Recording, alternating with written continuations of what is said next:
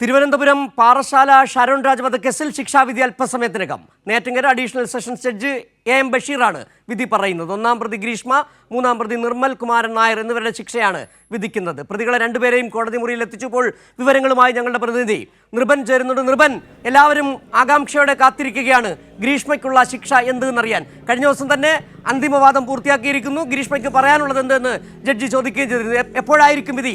കോടതി നടപടികൾ തുടങ്ങിയോ?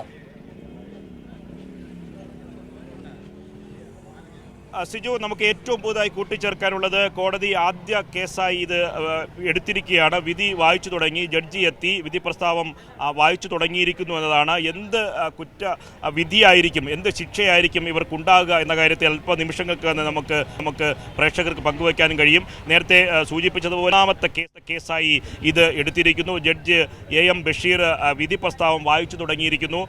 വലിയ കോളിളക്കം സൃഷ്ടിച്ച കേസിൽ എന്തായിരിക്കും വിധി ഉണ്ടാകുക എന്നതാണ് നാം കാത്തിരിക്കേണ്ടത്. നേരത്തെ പറഞ്ഞതുപോലെ ഗ്രീഷ്മയ്ക്കെതിരെ ചുമത്തിയിട്ടുള്ള കുറ്റങ്ങൾ IPC 302 കൊലപാതകം, IPC 364 കൊലപാതകത്തിന് വേണ്ടി തട്ടിക്കൊണ്ടുപോകൽ, IPC 328 ജീവനഹാനി ഉണ്ടാക്കുന്ന രീതിയിൽ വിഷം കൊടുക്കുക, IPC 203 അന്വേഷണത്തെ വഴിയെ തിരിച്ചുവിടാനുള്ള ശ്രമം, അതായത് തെളിവ് നശിപ്പിക്കൽ എന്നീ കുറ്റകൃത്യങ്ങളാണ് ഗ്രീഷ്മയ്ക്ക് മേൽ ചുമത്തിയിട്ടുള്ളത്. അതിൽ 57 സാക്ഷികളെ വിസ്തരിച്ചു. പ്രതികളോട് 259 ചോദ്യങ്ങളാണ് ചോദിച്ചത്.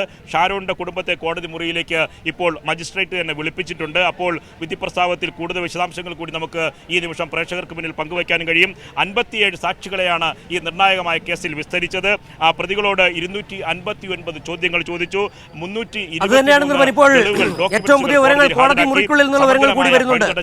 അന്വേഷണ സംഘത്തിന് കോടതിയുടെ അഭിനന്ദനം. വിധി പ്രസ്താവം ഉടൻ എന്നുള്ളതാണ്. വിധി വായിക്കുന്നു. ഷാരോണിന്റെ കുടുംബത്തെ കോടതി മുറിയിലേക്ക് വിളിച്ചു വരുത്തിയിട്ടുണ്ട്.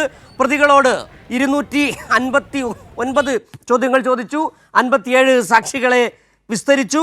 അതിസമൃദ്ധമായി അന്വേഷണ സംഘം അന്വേഷണം നടത്തിയെന്നതാണ് കോടതി ഇപ്പോൾ പറഞ്ഞിരിക്കുന്നത്. അന്വേഷണ സംഘത്തിന് കോടതിയുടെ അഭിനന്ദനം. കോടതി മുറിയിൽ നിർവികാരയായി ഗ്രീഷ്മ നിൽക്കുന്നു എന്നുള്ള വിവരങ്ങൾ കൂടിയാണ് നമുക്കിപ്പോൾ പങ്കുവയ്ക്കാനുള്ളത്. ഏതായാലും വിധി പ്രസ്താവം തുടങ്ങിയിരിക്കുന്നു എന്നുള്ള വിവരമാണിപ്പോൾ പങ്കുവയ്ക്കാൻ കഴിയുന്നത്. ഗ്രീഷ്മയ്ക്കെതിരെ 4 കുറ്റങ്ങളാണ് ചുമത്തപ്പെട്ടിരിക്കുന്നത്. കൊലപാതകത്തിന് വേണ്ടി തട്ടിക്കൊണ്ടുപോകൽ, ജീവന് ഹാനി ഉണ്ടാക്കുന്ന രീതിയിൽ വിഷം കൊടുക്കുക, അന്വേഷണം വഴിതിരിച്ചു വിടാനുള്ള ശ്രമം. ഇപ്പോൾ DYSP, നെയ്യാറ്റിൻകര DYSP അടക്കമുള്ളവർ അവിടെ എത്തിച്ചേർന്നിട്ടുണ്ട്. അതിൻ്റെ തത്സമയ ദൃശ്യങ്ങളാണ് കണ്ടുകൊണ്ടിരിക്കുന്നത്. മാറിയ കാലത്തിനനുസരിച്ച് പോലീസ് അന്വേഷണ രീതി മാറ്റി എന്നുള്ള തരത്തിൽ വലിയ അഭിനന്ദനങ്ങൾ കൂടി ഇപ്പോൾ Neyyattinkara additional sessions judge M Basheer അന്വേഷണ സംഘത്തെ അഭിനന്ദിക്കുന്നുണ്ട്. വളരെ കൃത്യമായി തന്നെ നേരത്തെ ഈ കേസുമായി ബന്ധപ്പെട്ട നൃപൻ, ഈ കേസ് തമിഴ്നാട്ടിലേക്ക് കൊണ്ടുപോകാൻ നടത്തിയ ശ്രമങ്ങളടക്കം പ്രോസിക്യൂഷൻ പോലീസ് സമർത്ഥമായി പൊളിച്ചതാണ്. സംസ്ഥാന സർക്കാരിൻ്റെ ഇടപെടൽ. ഇപ്പോൾ ഒരു ഉദ്യോഗസ്ഥൻ്റെയും പേര് പറയുന്നില്ല, എല്ലാവരെയും അഭിനന്ദിക്കുന്നു എന്നുള്ളതാണ്. ഈ കേസുമായി ബന്ധപ്പെട്ടിപ്പോൾ കോടതി വലിയ അഭിനന്ദന പ്രവാഹമാണ് അന്വേഷണ സംഘത്തിന് മേൽ ചൊരിയുകയും ചെയ്യുന്നത്. നൃപൻ, എന്താണ് കൂട്ടിച്ചേർക്കാൻ കഴിയുന്ന കാര്യങ്ങൾ? സിജു, അത് തന്നെയാണ്. അന്വേഷണത്തെ സംബന്ധിച്ച് കോടതി വലിയ തരത്തിലുള്ള അന്വേഷണ ഉദ്യോഗസ്ഥരെ അഭിനന്ദിക്കുന്നു. സമഗ്രമായ അന്വേഷണമാണ് നടത്തിയത്. കൂട്ടായിട്ടുള്ള പ്രവർത്തനം. മാറിയ കാലത്തിനനുസരിച്ച് പോലീസിൻ്റെ അന്വേഷണ രീതി മാറി. ഒരു ഉദ്യോഗസ്ഥൻ്റെയും പേരെടുത്ത് പ്രത്യേകം അഭിനന്ദിക്കുന്നില്ല.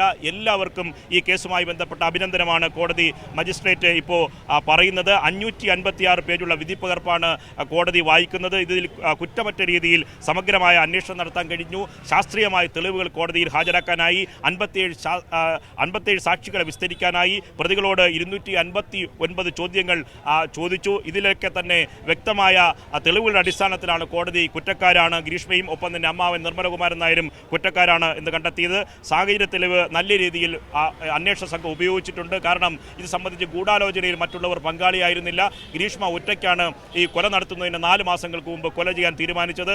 ഗൂഗിൾ വഴി, നെറ്റ് വഴി എങ്ങനെയാണ് കൊല നടത്തുന്നത് എന്ന കാര്യം സെർച്ച് ചെയ്തു. അതിൻ്റെ വിശദാംശങ്ങൾ ശാസ്ത്രീയമായി പോലീസ് സംഘം എടുത്തു. ഇത് ഒപ്പം തന്നെ കഷായത്തിൽ കലർത്തിയ കളനാശിനിയെ സംബന്ധിച്ച വിശദാംശങ്ങൾ എടുത്തു. ഒപ്പം തന്നെ കളനാശിനി ശരീരത്തിൽ പോയാൽ എങ്ങനെയാണ് അപകടം സംഭവിക്കുക എന്ന ശാസ്ത്രീയമായ തെളിവുകൾ കോടതിയിൽ നിരത്തി. ഇതിൻ്റെ തെളിവുകൾ സമഗ്രമായി പരിശോധിച്ചു. ഇത്തരം കാര്യങ്ങളുടെ സാഹചര്യ തെളിവുകൾ നന്നായി അന്വേഷണ സംഘത്തിന് ഉപയോഗിക്കാനായി എന്നതാണ് മജിസ്ട്രേറ്റ് കോടതി കണ്ടെത്തിയിട്ടുള്ളത്. പ്രോസിക്യൂഷൻ ഈ വാദമുഖങ്ങൾ കോടതിയിൽ നിരത്തിയിരുന്നു. ആ വാദമുഖങ്ങൾ പ്രഥമദൃഷ്ട്യാ കോടതി അംഗീകരിച്ചു.